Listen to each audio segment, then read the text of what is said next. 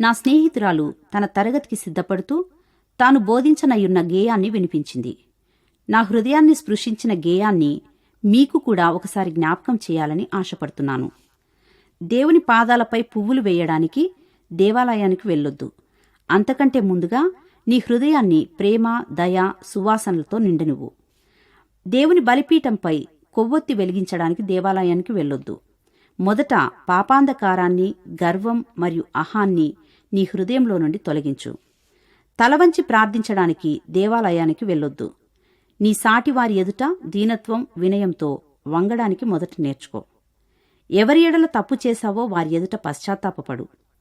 మోకాళ్ళుని ప్రార్థించడానికి దేవాలయానికి వెళ్ళొద్దు. అణచబడిన వారిని పైకెత్తడానికి నీవు క్రిందికి దిగిరా. చిన్న బిడ్డలను అణిచివేయక వారిని బలపరచు. నీ పాపాలకు క్షమాపణ అడగడానికి దేవాలయానికి వెళ్ళొద్దు.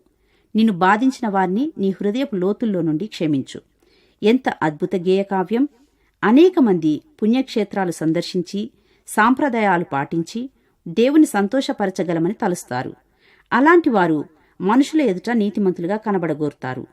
కాని లోపల వేషధారణ, దుష్టత్వాలతో నిండి ఉంటారు.